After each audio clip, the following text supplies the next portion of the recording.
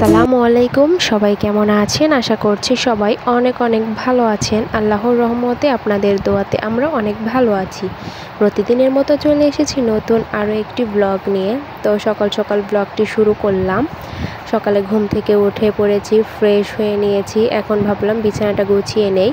আজকে উঠতেও একটু লেট হয়ে গেছে, কারণ যেহেতু আজকে মামার পরীক্ষা নেই, এই জন্য একটু লেট করে ঘুম থেকে উঠলাম। মা মেয়ে উঠে এখন আমরা ফ্রেশ হয়ে নিয়েছি। ভাবলাম বিছানাটা উঠিয়ে নেই, মাম্মা ওদিকে ফ্রেশ হচ্ছিল।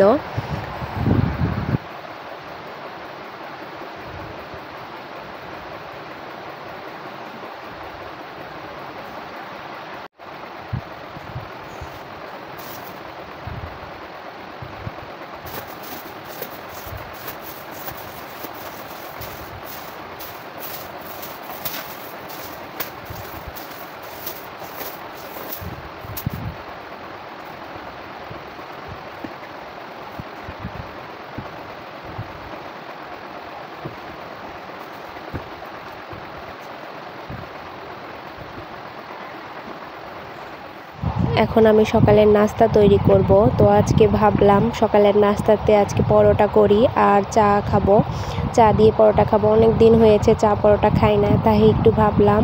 আর মাম্মামকেও জিজ্ঞেস করেছিলাম, মাম্মাম বলল পরোটার সাথে চা খাবে, এই জন্যই আর কি চা বানানো আর পরোটা বানানো।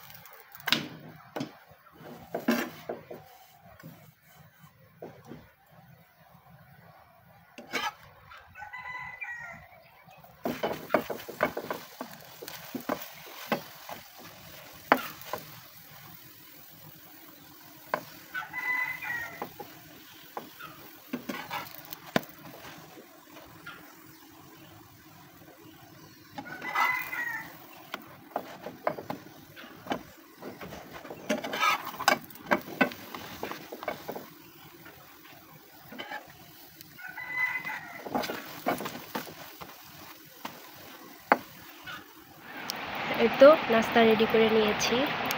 এখানে আছে চা আর সাথে আছে পরোটা। এখন আমি আর মাম্মা মিলে চা পরোটা খেয়ে নেব।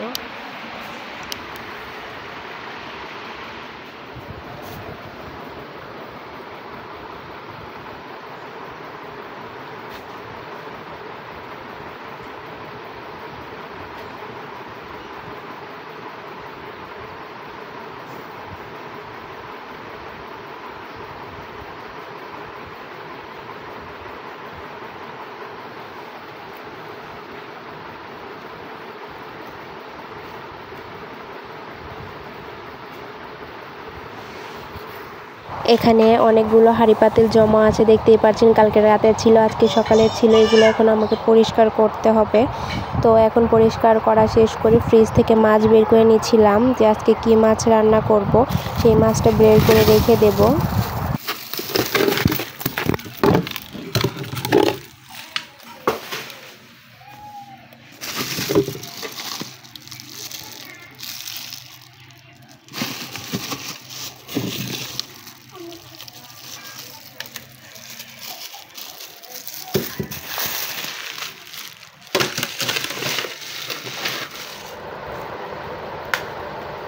তো এখানে কিছু ঘরের জিনিস শেয়ার করবো আপনাদের সাথে।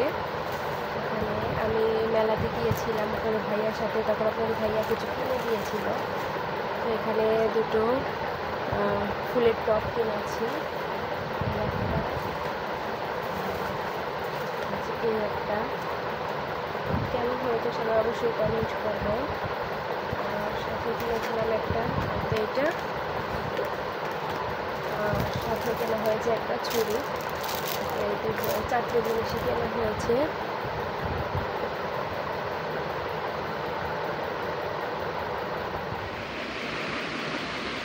তো এখানে মাম্মামকে এখন খেতে দিয়ে দেব। সব কিছু বেড়ে নিয়ে চলে এসেছি। বলো কোনটা খাবা? কোনটা? এটা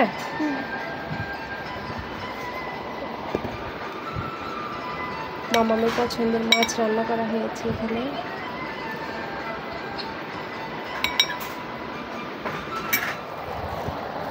মামামকে এখন খাইয়ে দেব।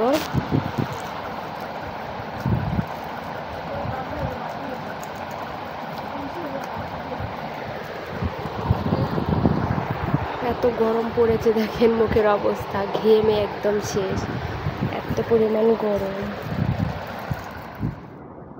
তো এখানে মামামকে পড়তে বসিয়েছি। মামামের বাংলা পরীক্ষা, যেহেতু এখনও 3 দিন সময় আছে পরীক্ষা হওয়ার, তারপরেও পড়াগুলো তো শেষ করতে হবে। এত পরিমাণ ওর পড়া, তা বলার মতো না। তো এদিকে তো পড়তে বসিয়ে নিয়েছি। আর এখানে একটু স্যুপ রান্না করেছি মামামের জন্য, যে মামামকে একটু স্যুপ খাওয়াবো। এই হোমমেড স্যুপগুলো অনেক মজা লাগে, বাসায় ওকে বানিয়ে দেই। ও বেশি একটা খায় না, তারপরেও চেষ্টা করি খাওয়ানোর। আপনারাও কিন্তু ট্রাই করতে পারেন।